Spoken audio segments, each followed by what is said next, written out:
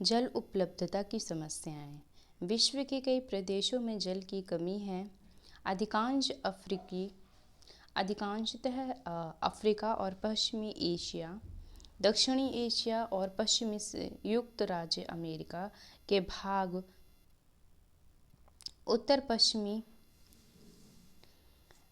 Mexico, दक्षिण America के भाग और संपूर्ण ऑस्ट्रेलिया अलवणीय जल की आपूर्ति की कमी का सामना कर रहा है। ये देश ऐसे जलवायु प्रदेश में स्थित हैं जहां अक्सर सूखा पड़ता है और इनमें जलाभाव की अधिक समस्या बनी रहती है। इस प्रकार जल का जो अभाव मौसमी अथवा वार्षिक वड़ों में विविधता के परिणाम स्वरूप हो सकता है, अथवा अति उपयोगिता और जल स्रोत के दूषित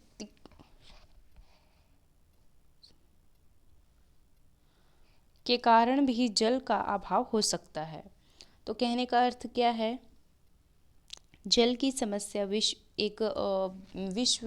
स्तर की एक समस्या बनी हुई है।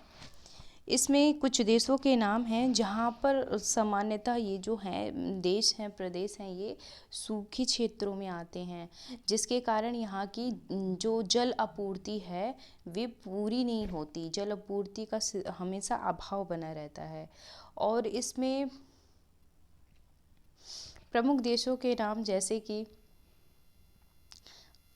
अधिकांशतः जो अफ्रीका है, अफ्रीका के अंदर जो भी छोटे मोटे क्षेत्र आते हैं आसपास के और बड़े बड़े देश, वहाँ पे अधिकांशतः अफ्रीका में और इसके अलावा पश्चिमी एशिया में और दक्षिणी एशिया में, पश्चिमी संयुक्त राज्य अमेरिका के भागों में और उत्तर पश्चिमी कोरिया, दक्षिण अमेरिका के भागों में और संपूर्ण ऑस्ट्रेलियाई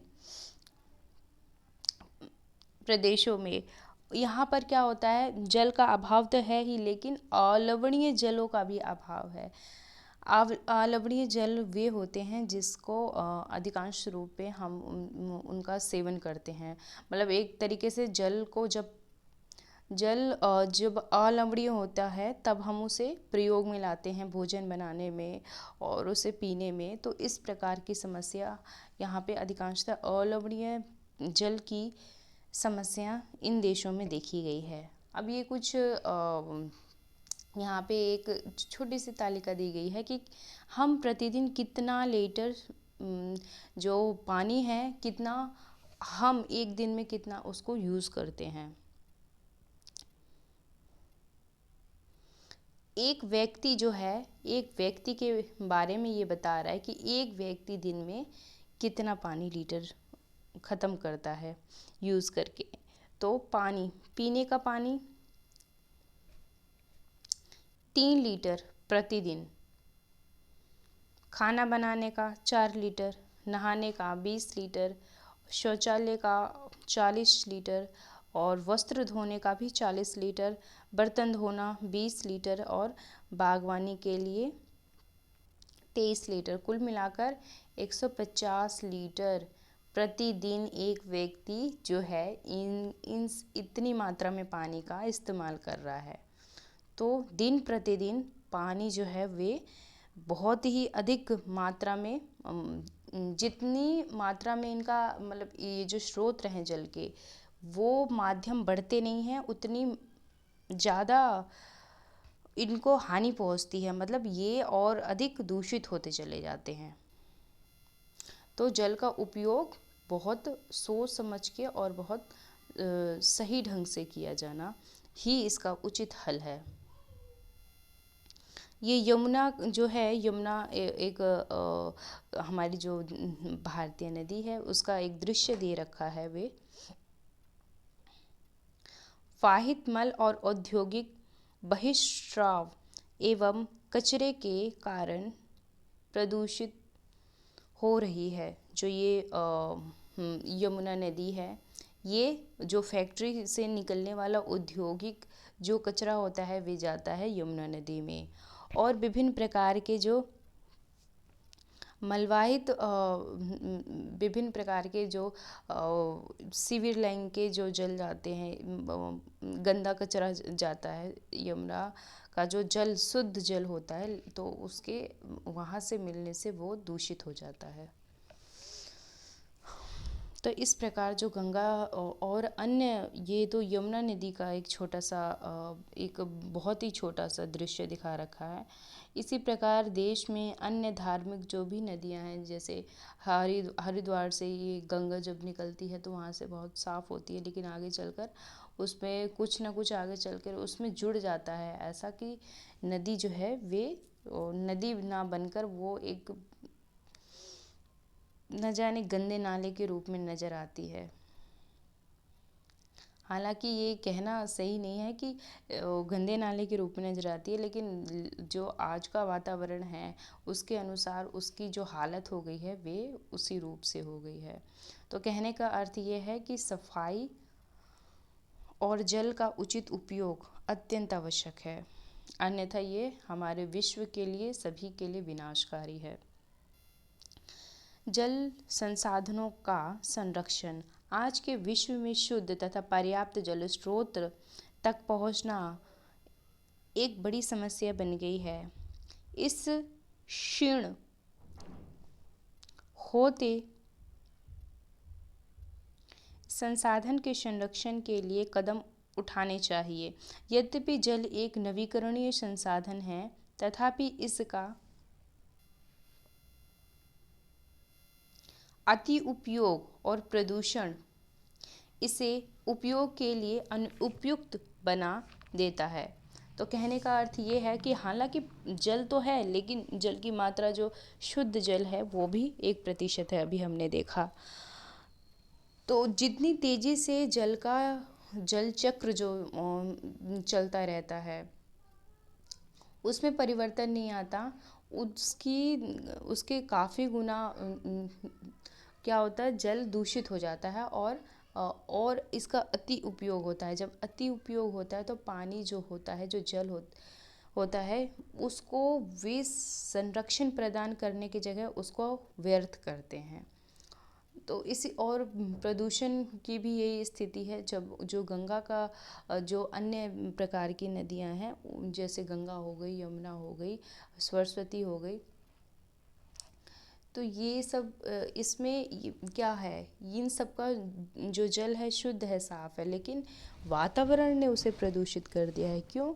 क्योंकि उसका उसको संरक्षित नहीं करते। उसमें कुछ ना कुछ फैक्ट्रियों का कचरा जाता है, तो कहीं सिविल लाइन का जो कचरा जाता है, तो इससे क्या होता है, वो उसमें प्रदूषण बढ़ जाता है।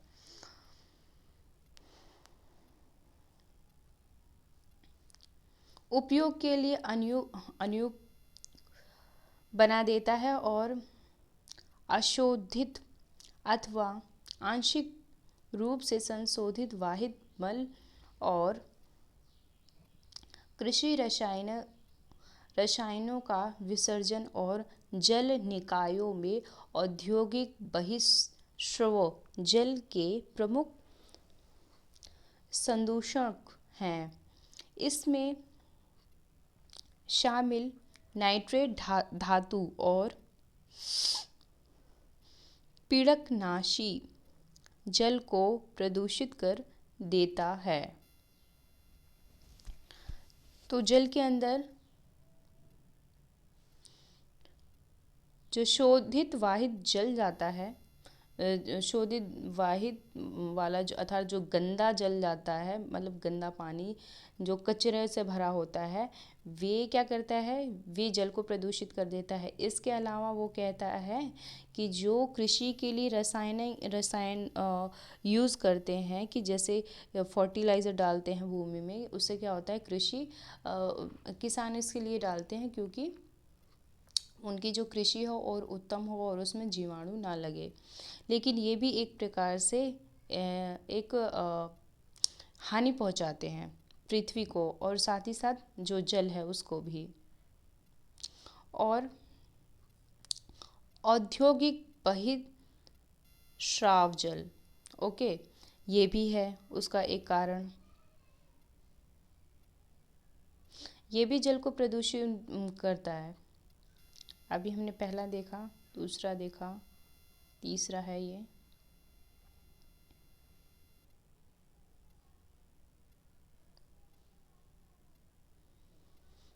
और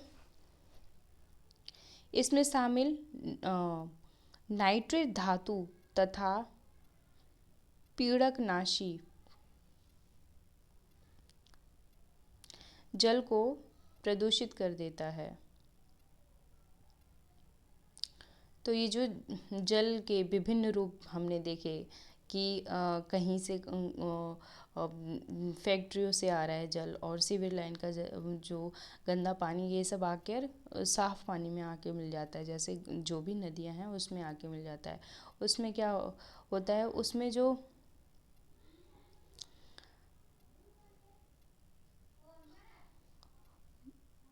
नाइट्रेट नामक जो धातु होती है और पीड़कनाशक, ये सब क्या होता है, ये सब जल को एक प्रकार से दूषित करता है, प्रदूषित करने का कार्य करता है।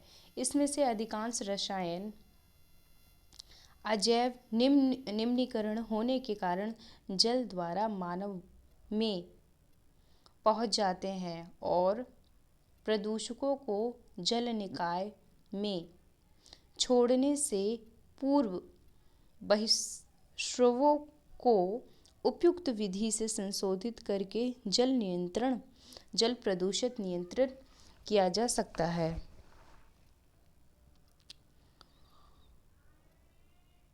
तो जो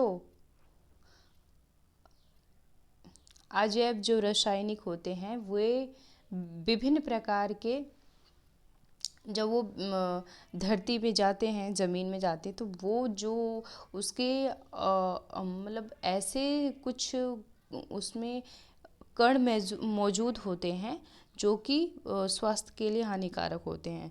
तो जब वही वो भौम जल बन जाता है और वो उसी रूप में निकलता है, तो जब जो व्यक्ति पीता है तो उसके शरीर में वे जो अनुपयोगी जो भी तत्व होते हैं वो पहुंच जाते हैं, और उससे क्या होता है, उससे शरीर में नुकसान होता है इससे। और फिर साथ ही साथ ये क्या करता है, इन जो कि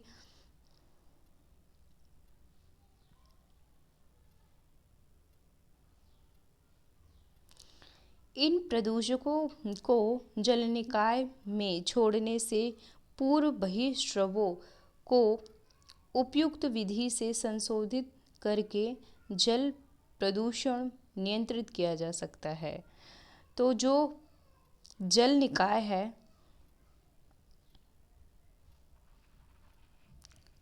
अर्थात कहने का मतलब जैसे हम जो भी जल यूज़ करते हैं उसको ऐसे ही प्रवाहित ना करके उसका एक बार उपयोग किया जा सका, मतलब किया जा चुका है, तो अब उसको उसी ही जल को किसी और कार्य में लगाकर, ठीक है, तो उसी का अगर हम दोबारा प्रयोग करेंगे तो ऐसा क्या होगा, जो जल पहला प्रयोग किया जा चुका है वे जल फेंकने की बजाय उसको दोबारा अगर हल्का सा उपयोग किसी भी कार्य में करेंगे तो जल की बचत होगी, और इस प्रकार जल प्रदूषण की जो प्रक्रिया है उसको हम नियंत्रित कर सकते हैं।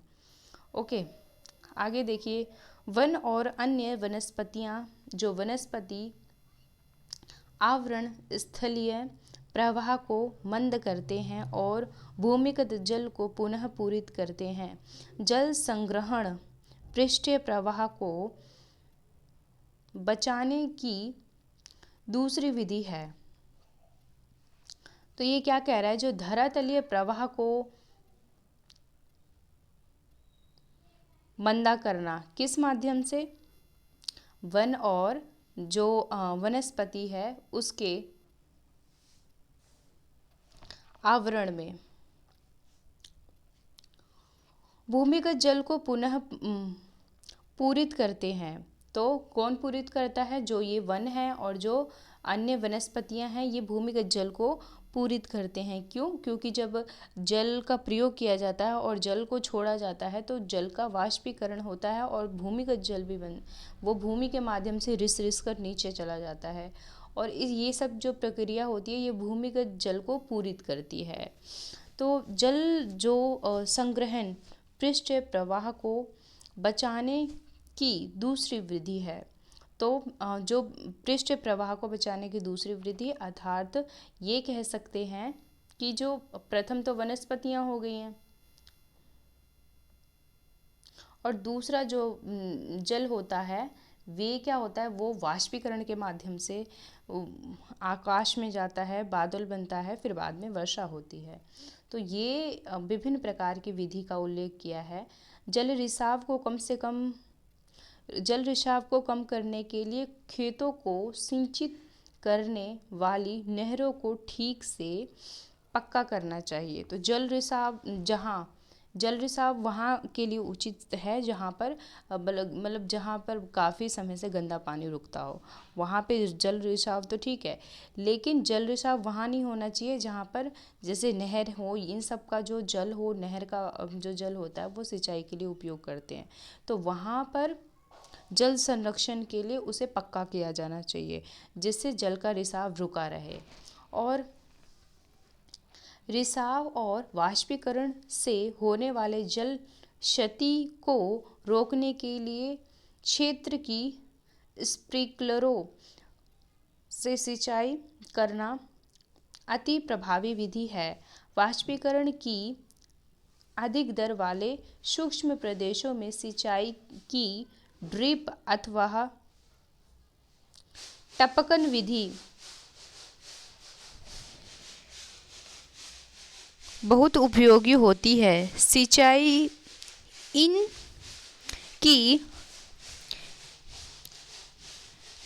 इन विधियों को अपनाकर बहुमूल्य जल संसाधनों को संरक्षित किया जा सकता है। तो अब क्या कह रहा है, हमें क्या कृषि कैसी करनी चाहिए,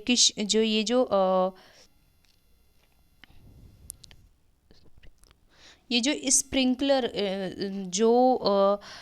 ये विधि है, इसके माध्यम से जो कृषक हैं उन्हें अपनी कृषि को जल देना चाहिए, जल प्रदान करना चाहिए। इसके माध्यम से कृषि करने से सहायता प्रदान होती है। इससे क्या होता है, इससे होता है कि जो भी खेत में फसल उगाई गई है तो अगर उसको जल देना है तो वो ये जब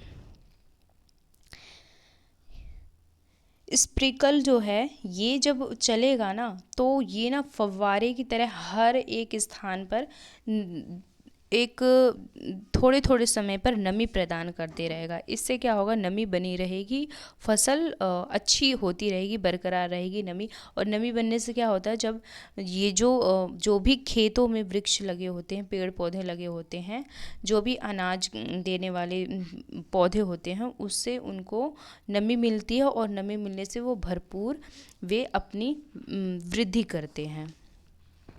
तो इनके सहायता से कृषि करने से जो क्या होगा, इससे एक जो जल है उसका बचाव होगा और साथ ही साथ कृषि भी अच्छी होगी। ऐसी जो सिंचाई की पद्धति है अपनाई जानी चाहिए कृषि में। अधिकांशतः ऐसी पद्धति वहाँ देखने को मिलती है और वहाँ के लिए उपयुक्त है जहाँ का प्रदेश शुष्क हो, बहुत सूखा स्थान हो, जहाँ पानी का अभाव हो। हालांकि पानी का अभाव है ही, लेकिन फिर भी ऐसे जैसे जो रेतीला स्थान है वहाँ पर ऐसी विधि ज़्यादा लाभदायक होगी। कृषि, वनस्पति और वन्य जीव। देखिए ये कुछ क्या आप जानते हैं, अपने घर की छत पर वर्षा जल एकत्र करके इन जल का संग्रहण करना एवं विभिन्न उत्पादन उपयोगों में लाना वर्षा जल संग्रह कहलाता है। औसतन 2 घंटे की वर्षा का एक दौर 8000 लीटर जल बचाने के लिए काफ़ी है। तो 2 घंटे अगर वर्षा का जो जल है उसे संग्रहित किया जाए तो हमें कितना जल प्राप्त होगा, 8000 लीटर तक हमें जल प्राप्त हो जाएगा। तो जल संग्रहण किसे कहते हैं, जो वर्षा का जल एकत्रित किया जाता है उसी को जल संग्रहण कहते हैं।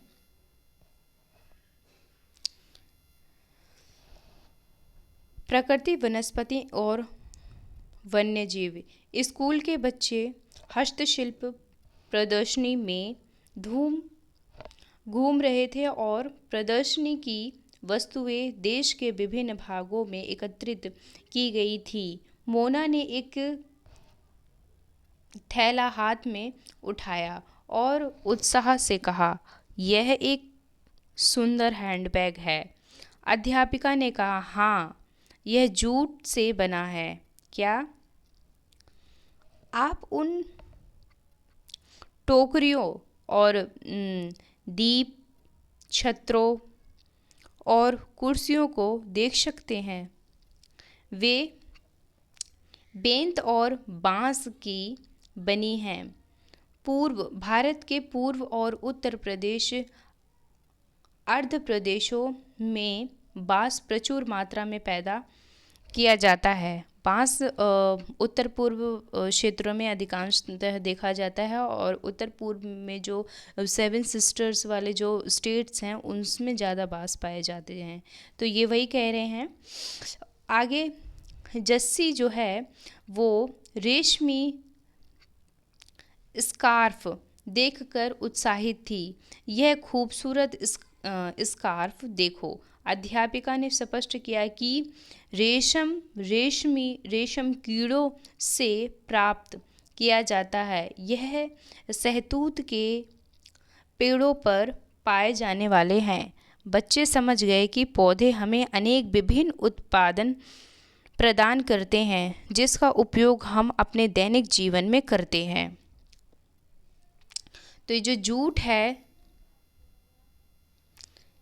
और विभिन्न प्रकार की जो टोकरियाँ और कुर्सियाँ बनती हैं और दीप छत्र बनते हैं, ये सब बाँस से बनते हैं। ठीक है। और बाँस कहाँ पाया जाता है? भारत के उत्तर पूर्व क्षेत्र में, जहाँ 7 सिस्टर वाले स्टेट्स हैं वहाँ पर प्रचुर मात्रा में पाया जाता है। और साथ ही साथ जो रेशम होता है, रेशम के कोई भी कपड़े हो गए, यहाँ पे स्कार्फ का उदाहरण दे रखा है।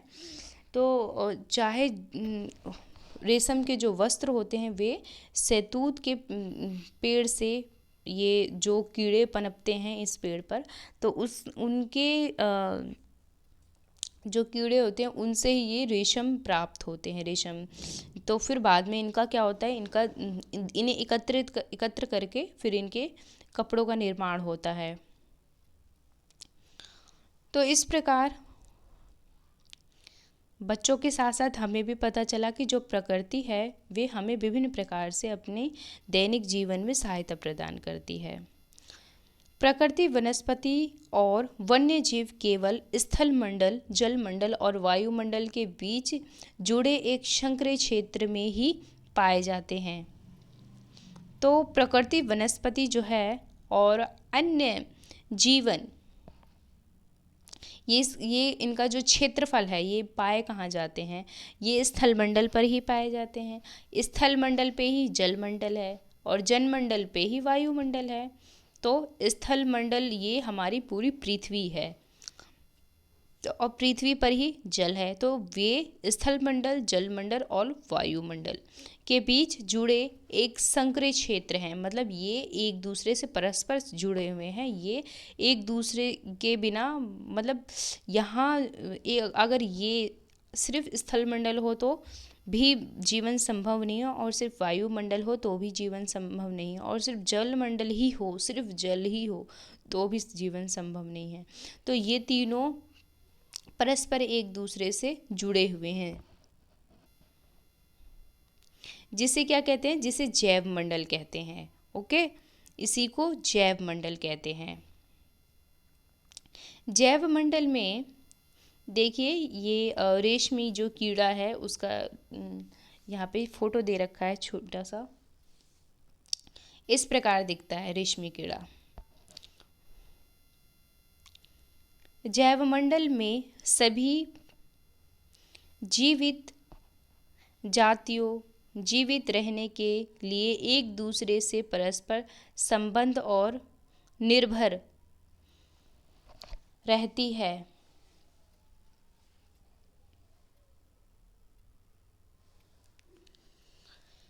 सभी जीव और जाति यहाँ क्या होती है, जीवन जीने के लिए ये सब क्या करती है, ये सब एक दूसरे पर निर्भर रहती हैं। जिसे क्या कहते हैं, इसी को निर्भर रहती हैं। इन जीवन आधारित तंत्रों को पारितंत्र कहते हैं। तो जब एक दूसरे पर निर्भरता बनी रहती है और जब इसी आधार पर वे तंत्रों से जुड़े रहते हैं तो इसको पारितंत्र कहते हैं। वनस्पति और वन्य मूल बहुमूल्य संसाधन हैं। जो वनस्पतियां हैं ये बहुत अधिक बहुमूल्य संसाधन हैं।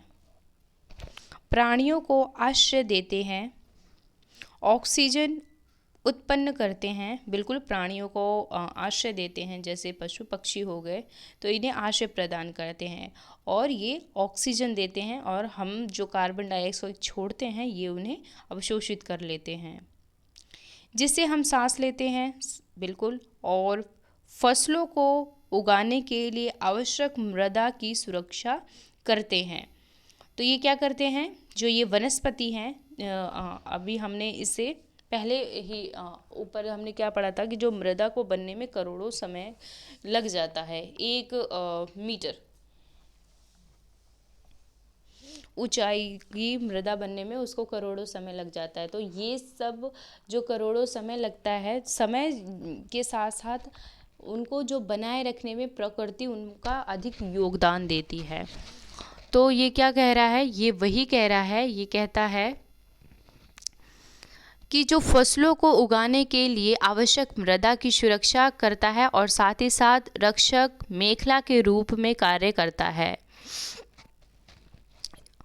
ये वनस्पति है, एक रक्षक मेखला के रूप में कार्य करती है और भूमिगत जल के संग्रहण में सहायता करती है। बिल्कुल, भूमिगत जो जल है ये संग्रहण करने में सहायता प्रदान करती है। कौन, ये वनस्पतियाँ, ये वृक्ष उनकी बात कर रहा है। हमें फल, लेटेक्स और तारपीन का तेल, गेंद और औषधि पौधों और कागज प्रदान करते हैं, जो आपके अध्ययन के लिए अत्यधिक आवश्यक है। तो ये क्या करते हैं, ये जो छात्र हैं उनकी बात कर रहा है कि ये जो हम इतना सब कुछ कॉपी किताबों को पढ़ते हैं और पेंसिलों का उपयोग करते हैं, तो ये सब क्या करते हैं, जैसे कि हम जो फल हैं,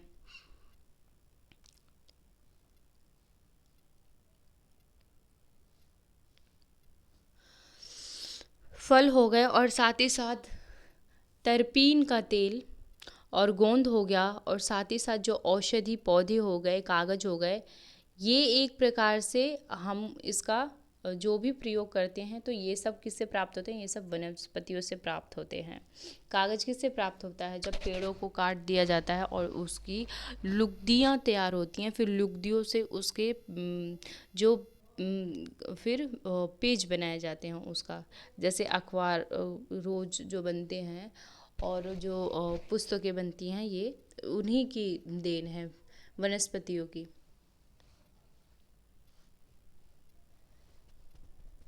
पौधे की संख्या, पौधे के असंख्य उपयोग हैं, उनमें आप कुछ और जोड़ सकते हैं। तो पौधे के उपयोग असंख्य है, जिसे कहना बहुत, मतलब एक एक चीज़ को कहना और गिनना बहुत मुश्किल है, उसके असंख्य उपयोग हैं। वन्य जीवन के अंतर्गत जंतु, पक्षी, कीट और जलीय जीव रूप आते हैं। उनसे हमें दूध, मांस, खाल और ऊन प्राप्त होते हैं। ये वन्य जीवी, अभी तक किसकी बात कर रहे थे, अभी तक वनस्पतियों की बात चल रही थी। अब आगे जो वन्य जीव हैं उनकी बात की जा रही है कि ये जो हैं, ये जीव जंतु जो हैं, ये हमें क्या देते हैं, मांस देते हैं, दूध देते हैं, मांस देते हैं, खाल देते हैं, और ये जो जिससे हमें ऊन प्राप्त होता है, दूध प्राप्त होता है, तो ये सब जीवों के माध्यम से ही हमें प्राप्त होता है। कीट जैसे मधुमक्खी, मधुमक्खी क्या देती है हमें? शहद देती है, ठीक है, और फूलों के परागण में मदद करती है। और पारितंत्र में अपघटक के रूप में एक महत्वपूर्ण भूमिका निभाती है। चिड़िया अपने भोजन के लिए कीटों पर निर्भर रहती है।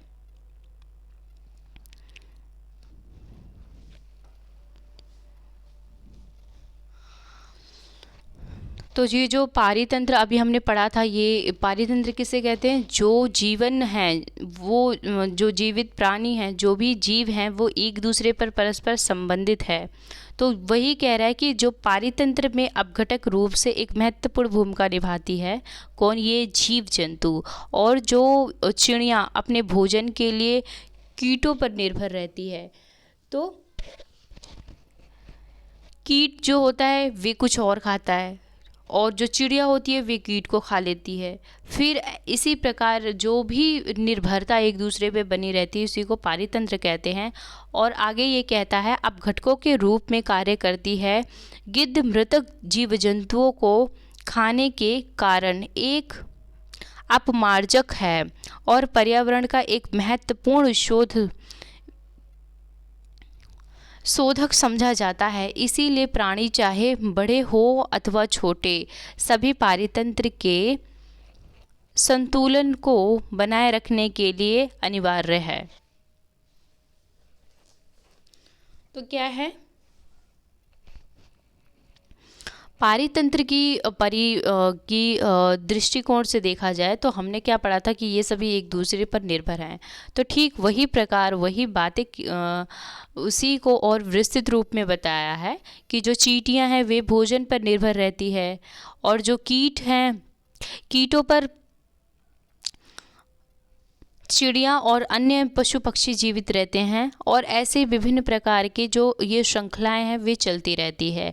उसी प्रकार गिद्ध के बारे में बताया गया है। गिद्ध ये क्या करता है? ये मरे हुए जीव जंतुओं जो होते हैं उनके मांस को, उनकी खालों को ये खा जाता है, और जब ये उन्हें खाकर नष्ट कर देता है तो ये एक पर्यावरण के लिए एक महत्वपूर्ण योगदान प्रदान करता है पर्यावरण संरक्षण में, और या फिर ये कह सकते हैं पर्यावरण शोधक में, क्योंकि वे एक सफाई का काम कर देता है।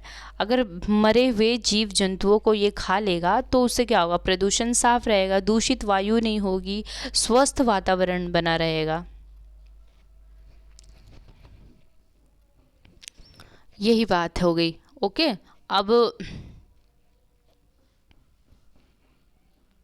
इसीलिए प्राणी चाहे बड़े हो अथवा छोटे, सभी पारितंत्र के संतुलन को बनाए रखने के लिए अनिवार्य हैं। ये हैं कुछ ये देखिए वनस्पति का एक उदाहरण है, ब्रह्मकमल इसे कहते हैं। ये एक औषधि बूटी है ब्रह्मकमल। ये है किलकिला।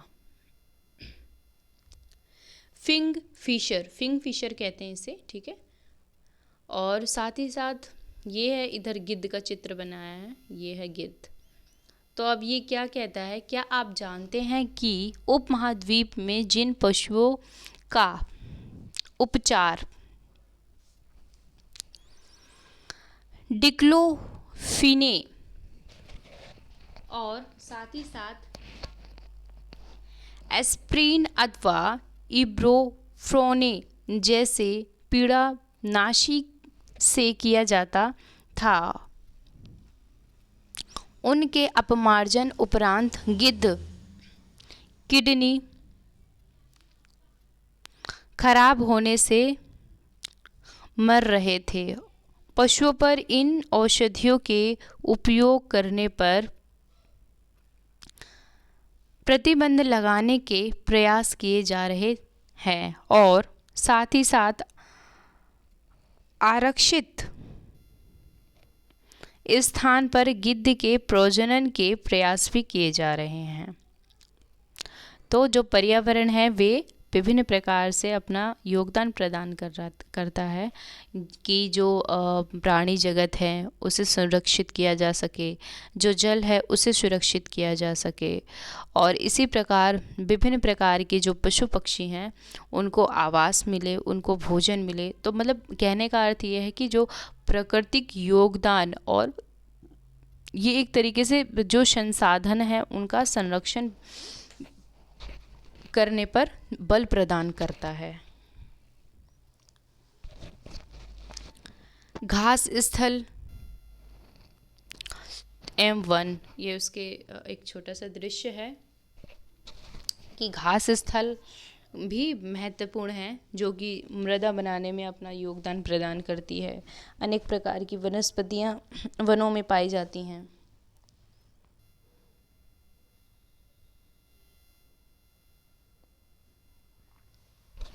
प्राकृतिक वनस्पति का विवरण।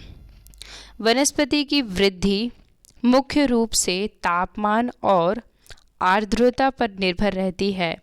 विश्व की वनस्पति के प्रमुख प्रकारों को 4 वर्गों में रखा जा सकता है: वन, घास, स्थल, गुलम, टुंड्रा। तो ये 4 प्रकार किसके हैं? विश्व के जो वनस्पति हैं उनको 4 भागों में विभाजित किया है।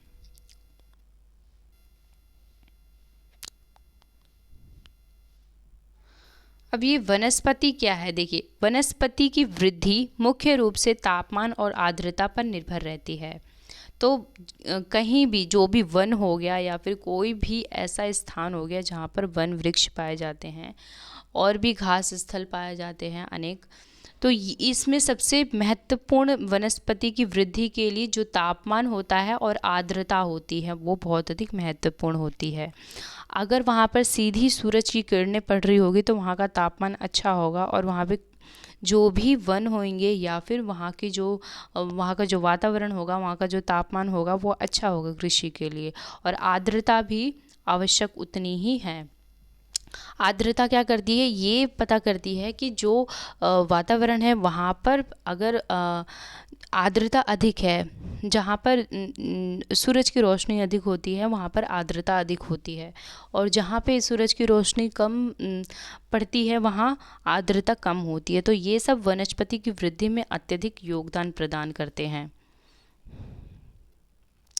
इसी प्रकार वनस्पति को मुख्य 4 भागों में बांट दिया गया, जैसा कि सबसे पहला वन बताया है। सबसे पहला वन, दूसरा है घास स्थल, तीसरा है गुलम, चौथा है टुंड्रा। ये जो वनस्पति है उसको इन 4 भागों में विभाजित किया गया है।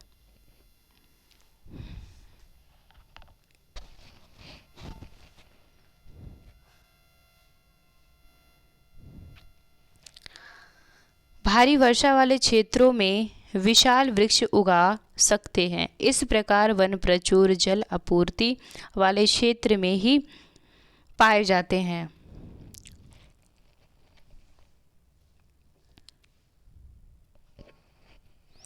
ये अब सबसे पहले विभाजन या फिर पहले जो प्राकृतिक व्यवस्था थी विभाजित किया गया था उसकी बात कर रहा है। तो ये सबसे पहले वन के बारे में बात कर रहा है कि ये जो वन पाए जाते हैं कहाँ पाए जाते हैं, या तो भारी वर्षा वाला क्षेत्र हो और एक विशाल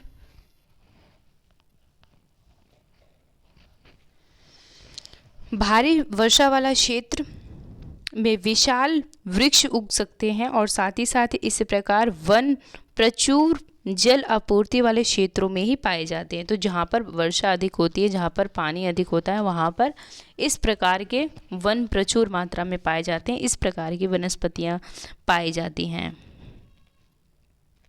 जैसे जैसे आर्द्रता कम होती जाती है वैसे वैसे वृक्ष का आकार और उनकी सघनता कम हो जाती है, और सामान्य वर्षा वाले क्षेत्रों में छोटे आकार वाले वृक्ष और घास उगते हैं। अर्थात जहाँ पर आर्द्रता कम पाई जाती है। मतलब जहाँ पर वाष्पीकरण कम होता है, जहाँ जल की मात्रा कम होती है, तो वहाँ पर क्या होता है, वहाँ पर इस प्रकार के घने वृक्ष और घने वन देखने को नहीं मिलते। वहाँ पे छोटी छोटी जो पेड़ पौधे होते हैं वे देखने को मिलती हैं। और साथ ही साथ छोटे आकार वाले वृक्ष और घास उगते हैं, जिससे विश्व के घास स्थलों का निर्माण होता है। इससे क्या होता है, इससे विश्व के घास जो स्थल हैं उनका निर्माण होता है, क्योंकि यहाँ वृक्ष उगते नहीं, छोटी मोटी झाड़ियाँ उगती हैं, और जो घास हैं वो तो बहुत छोटी झाड़ियों के अंतर्गत ही उनकी गिनती होती है। तो वे उसी की बात कर रहा है। कम वर्षा वाले शुष्क प्रदेश में कटीली झाड़ियाँ और गुलम उगते हैं। इस प्रकार के क्षेत्रों में पौधों की जड़ें गहरी होती है। शुष्क प्रदेशों की बात कर रहा है आगे। जो शुष्क प्रदेश होते हैं जहाँ पे कटीली झाड़ियाँ होती हैं, मान लीजिए ये राजस्थान जैसे रेतीले स्थानों की बात कर रहा है, जैसे सहारा का रेगिस्तान हो गया। तो यहाँ पर क्या होता है, यहाँ पे कटीली झाड़ियाँ पाई जाती हैं। एक तो शुष्क प्रदेश होता है, बहुत सूखा प्रदेश होता है, और कटीली झाड़ियाँ पाई जाती हैं शुष्कता के कारण। और गुलम उगते हैं। गुलम मतलब कुछ ऐसे जो भी वृक्ष होते हैं, जो भी चाहे वे कटीले हों या विभिन्न प्रकार के हों, तो ये जो इनका जीवन शैली होती है बहुत अधिक गर्म तापमान में भी वैसे के वैसे बने रहते हैं। उसमें कोई ऐसा नहीं है कि अगर कोई वृक्ष लगाया है उसमें अगर आज जल नहीं दिया तो वे कल सूख जाएगा, नहीं। वे अपनी ऐसी जलवायु में जीते चले आए हैं, उनको वैसी ही जलवायु पसंद है। तो वो जो होते हैं ना, वो वही इसी के अंतर्गत आते हैं, गुलम के अंतर्गत। तो वही कह रहा है, गुलम पाए जाते हैं और इस प्रकार के क्षेत्र में पौधों की जड़ें गहरी होती है। पौधों की जड़ें गहरी होती है क्योंकि जो स्थान है वो शुष्क है। जब शुष्क स्थान होगा तो वो जल की खोज में और नीचे जाएगा, और जितना नीचे चला जाएगा वहाँ उतनी गहराई में जल पाएगा। तो वो अपने आप ही अपने जल की व्यवस्था कर लेता है। तो इसीलिए कहता है कि जो ऐसे पौधे होते हैं उनकी जड़ें बहुत गहरी होती है। वाष्पोत्सर्जन से होने वाले आर्द्रता की हानि को घटाने के लिए इन पेड़ों की पत्तियां कटीलेदार और मोमी सतह वाली होती है। तो इस प्रकार का जो पेड़ होता है उसकी कदकाठी की बात कर रहा है। उपोष्ण से होने वाली आर्द्रता की हानि को घटाने के लिए इन पेड़ों की पत्तियां कांटेदार होती हैं।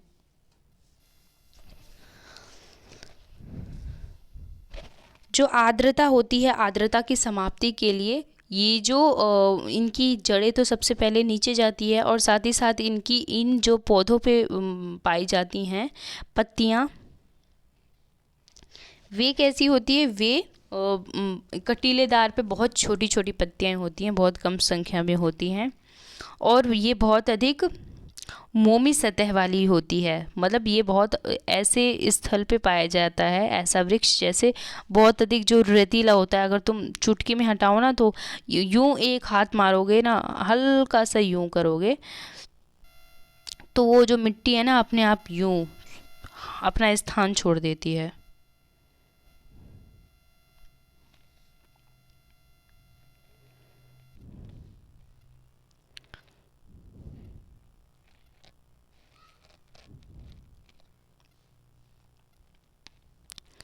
शीत ध्रुवीय प्रदेश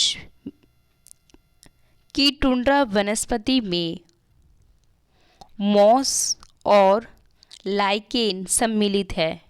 ये टुंड्रा की बात कर रहा है। 4 नंबर की जो हमारी वनस्पति थी उसमें क्या होता है, उसमें लाइकेन होता है और मॉस इसमें सम्मिलित होता है। पिछले 2 शताब्दियों में विश्व में जितने लोग थे इस समय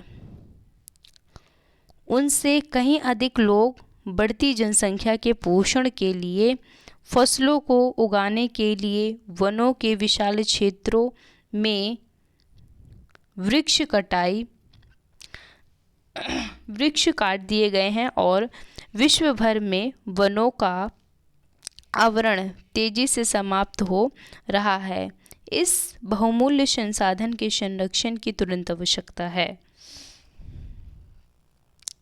ये देखिए, वन में नाग, वन में अजगर है और ये है स्कूल में छात्रों द्वारा वनों पर बनाया गया कोलाज।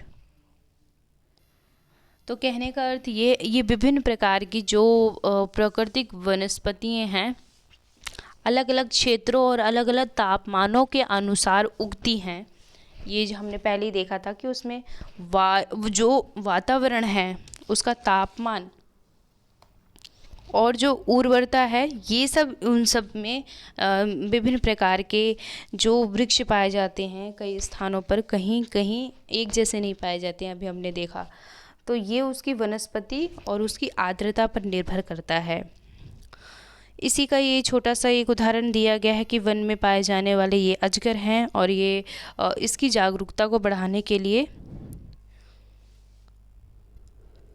स्कूलों में बच्चों से कोलाज वगैरह ये बनवाने के लिए इनका प्रैक्टिकल दिया जाता है। इससे क्या होता है, बच्चों में जागरूकता बढ़ती है और आज के जो बच्चे होते हैं वे आने वाले भविष्य के लिए एक नागरिक होते हैं, वो भी जिम्मेदार भरे।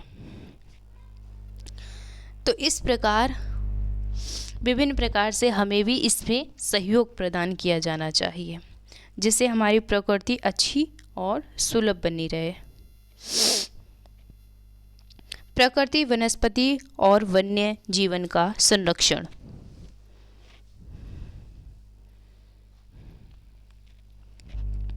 वन हमारी संपदा है। पौधे जंतुओं को आश्रय प्रदान करते हैं। पौधे क्या करते हैं, वो जंतुओं को आश्रय प्रदान करते हैं और साथ ही पारितंत्र को भी अनुरक्षित रखते हैं। जल में परिवर्तन और मानव हस्तक्षेप के कारण पौधे और जंतुओं के प्राकृतिक आवास नष्ट हो सकते हैं। बहुत सी जातियां असुरक्षित अथवा संकटपन हैं और कुछ विलुप्त होने की कगार पर हैं। वनों उन्मूलन, मृदा अपरदन और निर्माण कार्य, दावानल, भूस्खलन में भी कुछ मानव और प्रकृति कारक हैं जो मिलकर इन महत्वपूर्ण प्राकृतिक संसाधनों के लुप्त होने की प्रक्रिया को बढ़ावा देते हैं। आज की मुख्य चिंताओं में से एक अनाधिकारी शिकार करने की संख्या का बढ़ना है, जिससे कुछ खास प्रजातियों की संख्या में तेजी से कमी आई है। तो जो प्राकृतिक वनस्पति हैं, वन्य जीव हैं, इन्हें संरक्षण प्रदान करने की आवश्यकता है। लेकिन आज के आधुनिकीकरण में क्या हो रहा है, वनों की कटाई हो रही है, जिससे जो वन्य जीव हैं और इसके अलावा जो पारितंत्र की जो श्रृंखलाएं हैं वो बाधित हो रही है और वनों की कटाई से जो वन्य जीव हैं उनको हानि पहुंच रहा है, उनको नुकसान पहुंच रहा है। तो उनके संरक्षण की आज बहुत अधिक आवश्यकता है। प्रकृति जो है, एक प्रकार से प्रकृति संसाधन ये लुप्त होते जा रहे हैं और साथ ही साथ जो मृदा अपरदन होते जा रहा है। क्योंकि जो वृक्ष हैं उन्हें काटे जा रहे हैं और वृक्ष लगाने के स्थान पर जब अगर एक वृक्ष कटा है तो उसके स्थान पर 10 वृक्ष लगाए जाने चाहिए, लेकिन ऐसा नहीं। जो कटा है वे कटा है, लेकिन साथ वाला भी और कट जाएगा। तो कहने का अर्थ ये है कि जो मृदा अपरदन इसी वजह से होता है। क्योंकि जहाँ पे वृक्षों की कमी रहेगी वहाँ की जो मिट्टी है ना, वहाँ की मृदा पौष्टिकता को बनाए नहीं रखेगी, नमी को बनाए नहीं रखेगी, वो सिर्फ नष्ट हो जाएगी। और जब नष्ट हो जाएगी तो बाद में जो ये जो माहौल दिख रहा है इतना सुंदर अभी भी जैसा भी है, लेकिन फिर भी पहले की तुलना में, आने वाले तुलना में अच्छा है अभी भी। इसका एक छोटा सा उदाहरण है, हमने क्लास 7th में क्या पढ़ा था कि 9th चैप्टर में जो सहारा रेगिस्तान जो है, हमने उसके मरुस्थल के बारे में पढ़ा था। तो उसमें क्या बताता है, एक छोटे से बॉक्स में, क्या आप जानते हैं? तो उसमें क्या बताया था, उसमें उसने बताया था कि यहाँ आने वाले समय में ऐसे प्रमाण मिले हैं वहाँ पर कि जो वहाँ की दीवारें हैं गुफाओं की, वहाँ पर नदियाँ मिली, नदियों का दृश्य मिला हुआ है, मगरमच्छियों का, जो मगरमच्छ होते हैं उनका चित्र मिला हुआ है, मछलियों के कंकाल मिले हुए हैं, और ऐसे अनेक प्रकार की जो जीव जंतु हैं जो जल पर जीवित रहते हैं, तो वो सब मिले हैं, ऐसा प्रमाण मिला है वहाँ पर। तो एक समय था वहाँ पर, क्यों ऐसा प्रमाण मिला है, क्योंकि वहाँ पे ऐसी अवस्था थी, लेकिन अब नहीं है। किस वजह से नहीं है, वो इसी कारण से नहीं है क्योंकि जो भूमि जो है भू अपरदन होता चला जा रहा है, जो जल है उसका दुरुपयोग हो रहा है, वनों उन्मूलन हो रहा है, और इन सब में जो व्यक्ति को योगदान दिया जाना चाहिए वो योगदान न देकर और इसको और नीचे गिराते चला जा रहा है, मतलब उसमें और हानि पहुंचाता चला जा रहा है, और बढ़ती जनसंख्या के कारण और ऐसा ही होता चला जा रहा है।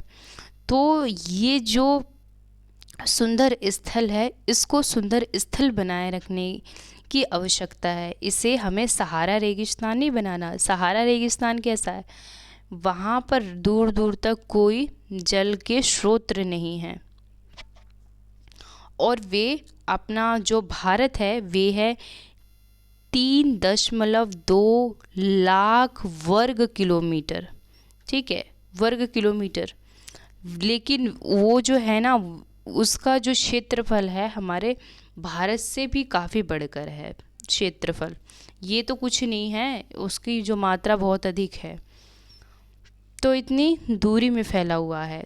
तो कहने का अर्थ इन सब की जागरूकता इसलिए है क्योंकि जो आने वाले समय में इन इस सुंदर से स्थान को उन स्थानों जैसा ना बनाया जाए, क्योंकि वो स्थान कभी इन हमारा जो ऐसा आज का पर्यावरण है कभी ऐसा हुआ करता था, और आज के समय में वो कैसा बदल के हो गया। तो इस स्थान को ऐसा ही बनाए रखना है, कहने का अर्थ पूरा ये है। तो विभिन्न प्रकार से जिस प्रकार से योगदान प्रदान किया जाए प्रकृति की सुरक्षा के लिए, संरक्षण के लिए, चाहे वो जल के माध्यम से हो, चाहे वो जीव जंतु के माध्यम से हो, चाहे वृक्षारोपण के माध्यम से हो, चाहे हर एक कोई सी भी क्रिया हो मनुष्य के जीवन में, तो उसे ये प्रकृति जो भी प्रदान कर रही है हमें, उसमें उसका सम्मान करना है और उसका संरक्षण करना है।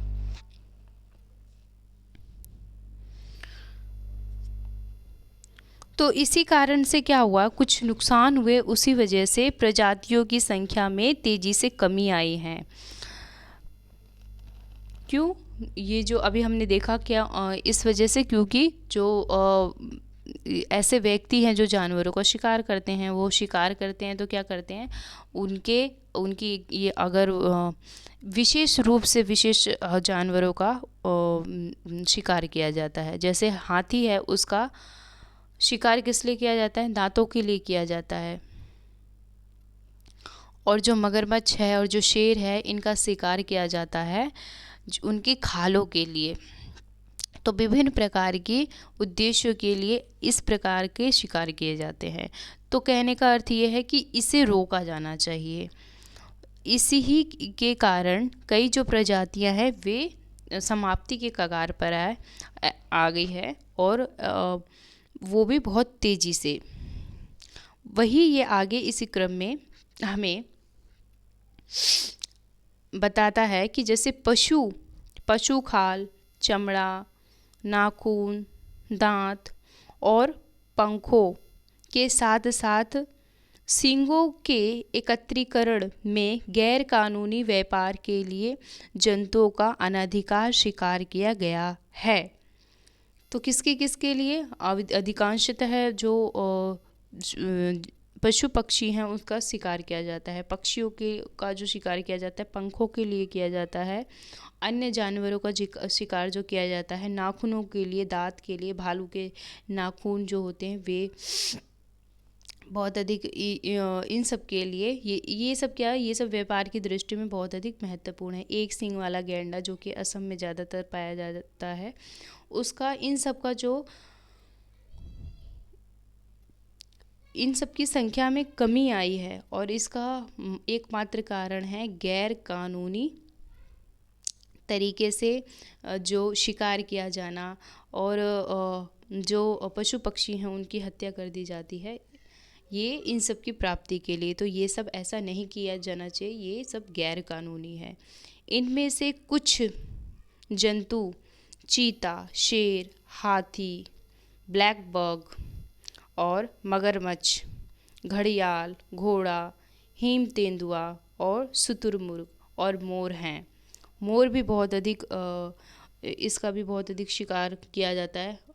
अधिकांशतः इसे पकड़ा जाता है मोर पंख के लिए, मगरमच्छ को उनकी खालों के लिए, उसी प्रकार हाथी, चीता, तेंदुआ इन सब को भी इनकी खालों के लिए, शुतुरमुर्ग के पंखों के लिए, और घोड़े दरियाई घोड़े इन सब का क्या किया जाता है,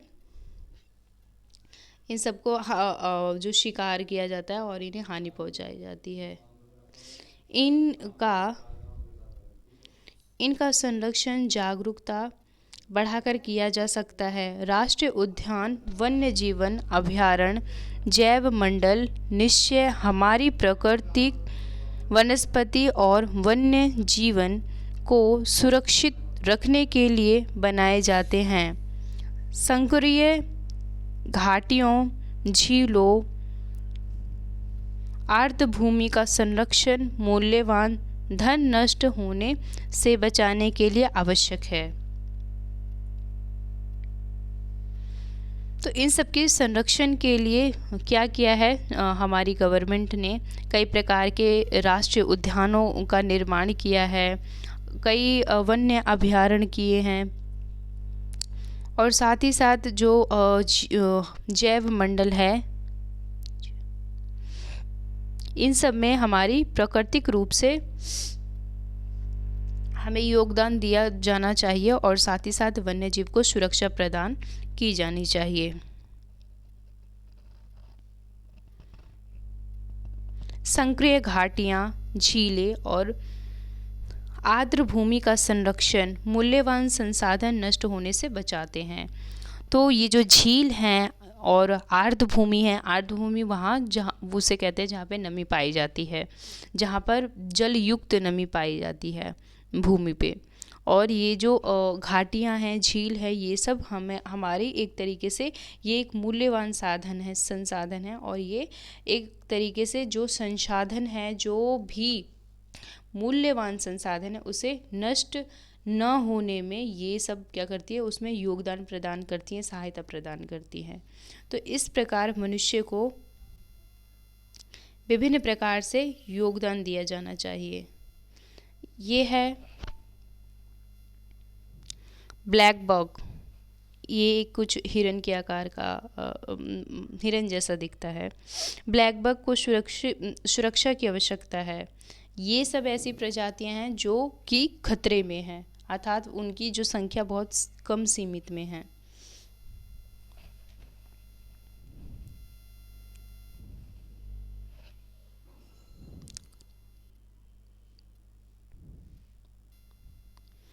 आगे, यदि प्रजातियों की सापेक्ष जनसंख्या को भंग न किया जाए तो पर्यावरण में संतुलन बना रहता है। कहने का अर्थ क्या है? पर्यावरणीय जो भी जीव जंतु है उनकी संख्या जिस प्रकार है उसी प्रकार से बरकरार रखना और उसको हानि ना पहुंचाना, ये सब क्या करता है? ये एक प्रकार से पर्यावरण संतुलन प्रदान करता है। विश्व के अनेक भागों में मनुष्य ने अपने क्रियाकलापों से अनेक प्रजातियों के प्रकृति आवासों में उथल पुथल कर दी है। अनेक पक्षियों एवं जीव जंतुओं के अंधाधुंध शिकार के कारण या तो वे विलुप्त हो गए हैं या विलुप्त होने के कगार में हैं। तो विश्व में अनेक भागों में जो मनुष्य है वे अपनी अनेक क्रियाकलापों से इन सबको बहुत अधिक हानि पहुंचा चुका है। प्राणी जो वन्य जीव है और प्राणी जगत में जीव जंतु हैं और पशु पक्षी हैं, वे काफ़ी हद तक इन सबको नुकसान पहुंचा चुके हैं। कैसे? अपने मानवीय क्रियाकलापों के माध्यम से। तो इसमें कुछ खत्म हो चुकी हैं, जो जीव जंतु हैं, वन्य जीव हैं, और कुछ खत्म होने की कगार में हैं। प्रादेशिक और सामुदायिक स्तर पर जागरूकता कार्यक्रमों जैसे सामाजिक,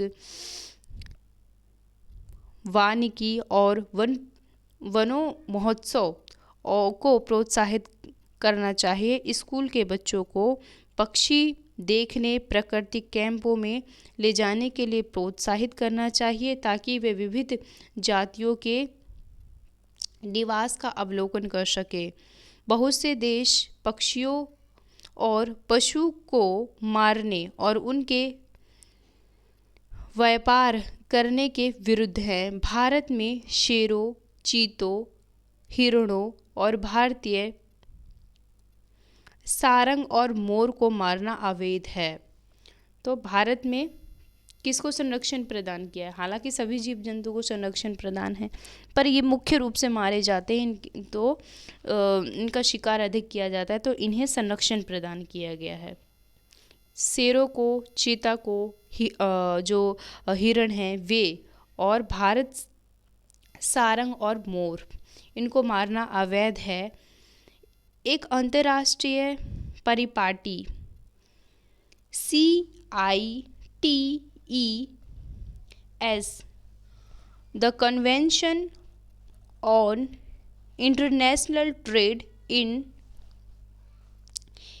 endangered species of wild fauna and flora की स्थापना की गई, जिसने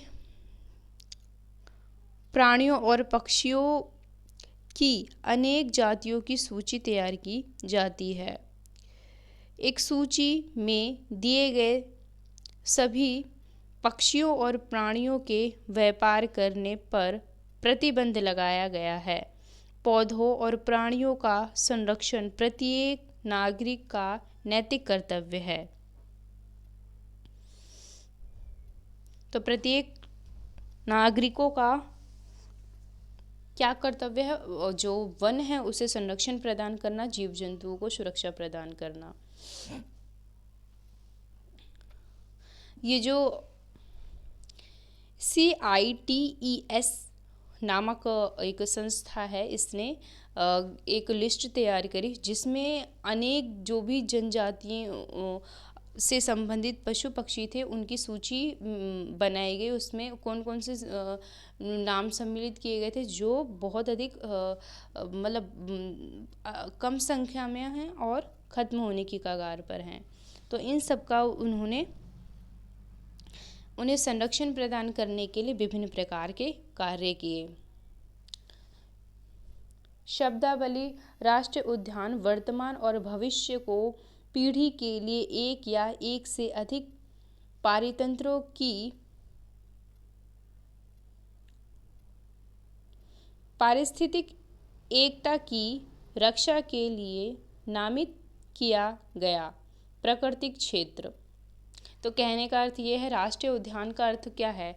मतलब ये है, इसका शब्दावली अर्थ समझा जाए तो कि वर्तमान तो उसको सुरक्षित करना ही है, भविष्य की आने वाली जो भी पीढ़ियां है उसको भी एक तरीके से सुरक्षा प्रदान करनी है, और ये एक पारितंत्र को बनाए रखने में सहयोग प्रदान करता है। चीतलों का झुंड, ये चीतल जो हैं उनका एक छोटी सी पिक्चर यहाँ पे दिखाई गई है। शब्दावली: जैव मंडल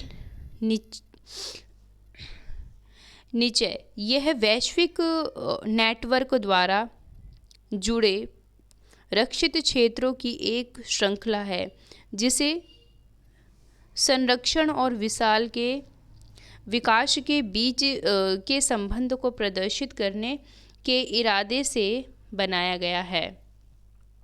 तो जैव मंडल क्या है? ये एक प्रकार से जो विकास के लिए और संरक्षण के लिए एक उनके बीच संबंध स्थापित करने के लिए एक जो जैव निचय जो उसका प्रयोग किया जाता है। ये एक शाब्दिक अर्थ है। ये क्या बनाए रखता है? ये संरक्षण और विकास के लिए अपना योगदान प्रदान करते हैं कि मतलब वो सुरक्षित भी रहेंगे और उनका विकास भी होता रहेगा। क्या आप जानते हैं कांजीरंगा राष्ट्रीय उद्यान की हाथियों का झुंड है? ये पिक्चर में ये कुछ महत्वपूर्ण बातें हैं। CITES the convention of international trade in endangered species of wild fauna and flora सरकारों के बीच एक अंतर्राष्ट्रीय समझौता है। उनका उद्देश्य यह सुनिश्चित करना है कि वन्य प्राणी और पौधों के मूल्य के अंतर्राष्ट्रीय व्यापार से उनके जीवों को कोई खतरा नहीं है। मोटे तौर पर पशुओं की 5000 जातियां और पौधों की 28,000 जातियां रक्षित की गई है। भालू, डॉल्फिन होगा, यहाँ डॉल्फिन लिखा है, और कैक्टस, प्रवाल, आर्किड और एलो इसके मुख्य उदाहरण हैं। तो ये संस्था है ये विश्व स्तर पर बनाई गई। यहाँ सिर्फ एक देशों ने इस संस्था में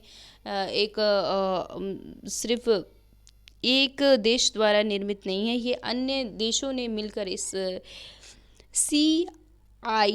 CITES में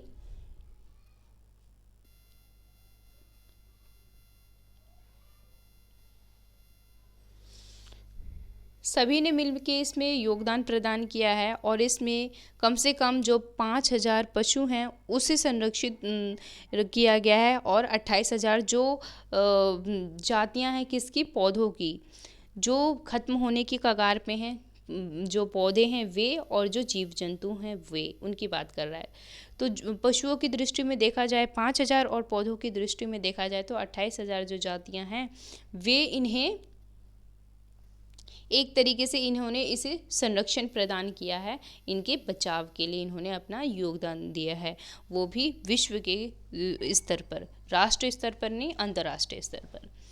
तो ये थी आज की हमारी क्लास।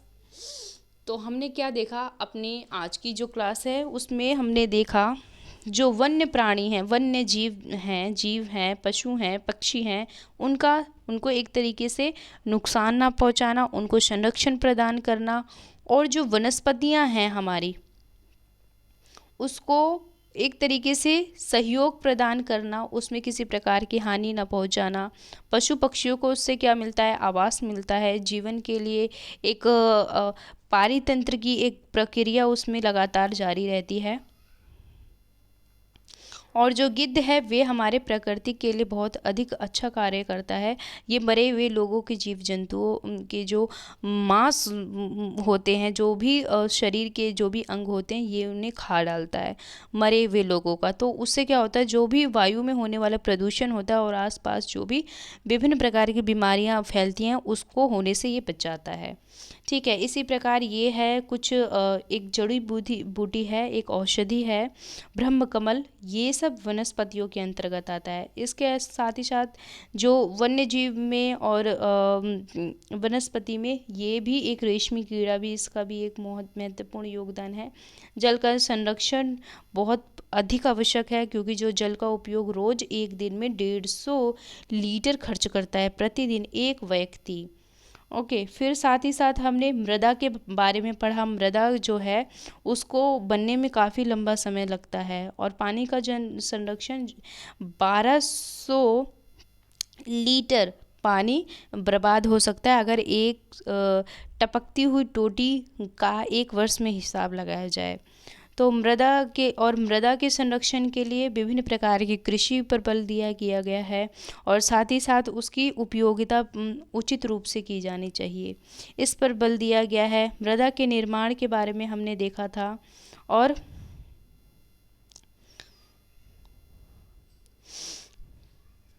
विभिन्न प्रकार की जो ये प्रक्रियाएं हैं ये मृदा निर्माण में महत्वपूर्ण भूमिका निभाती हैं, और कुछ ऐसे कारक भी हैं जो मृदा निर्माण को प्रभावित करते हैं। ठीक है, 1 सेंटीमीटर जो मृदा होती है उसको बनने में करोड़ों वर्ष का समय लग जाता है। ठीक है, और साथ ही साथ हमने भूस्खलन के बारे में पढ़ा था। भूस्खलन क्यों आता है, ये इसमें विभिन्न प्रकार के प्राकृतिक क्रियाकलाप चलते हैं और इससे काफ़ी नुकसान भी पहुंचता है। और इस प्रकार हमने ये भी देखा था कि किस प्रकार आजकल आधुनिकीकरण होता चला गया, जिसका एक समय में इंसान ऐसे स्थान पर रहता था और आज के समय में कुछ इस स्थान पर रह रहा है। और साथ ही साथ हमने भूमि उपयोगिता की बात करी थी कि भूमि को हम विभिन्न प्रकार से उपयोग कर सकते हैं, निजी भूमि और एक साझा भूमि संपत्ति। इस प्रकार हमने भूमि, मृदा, जल, प्राकृतिक, वनस्पति और वन्य संसाधन जो हैं, वन्य जीव संसाधन, इन सब के बारे में हमने पढ़ा, जाना, सोचा, समझा। तो अब जो भी इस क्लास के बच्चे जो भी पढ़ रहे हैं वो ज़रूर ये ध्यान रखें कि आप किस प्रकार इन सब चीज़ों में एक तरीके से सहायता प्रदान कर सकते हैं। प्रकृति जो है वे हमें कितना अच्छा कुदरत ने हमें एक तरीके से उपहार दिया है, तो हम इसे नष्ट ना करके, बेकार ना करके इसका सम्मान करें, और इसका सम्मान करें, और इससे जब इसका हम सम्मान करेंगे तो ये भी हमारा सम्मान करेगी। तो जिस प्रकार आज प्रदूषण हो रहा है, तो जब हम प्रकृति के अच्छे रूप में अगर हम उसका प्रयोग करेंगे तो वे हमें क्या करेगी, हमें वो भी अच्छा रिजल्ट देगी। तो ये चैप्टर यहीं ख़त्म होता है। अब हम मिलेंगे अगले अपने नए चैप्टर में, तब तक के लिए ओके, बाय बाय।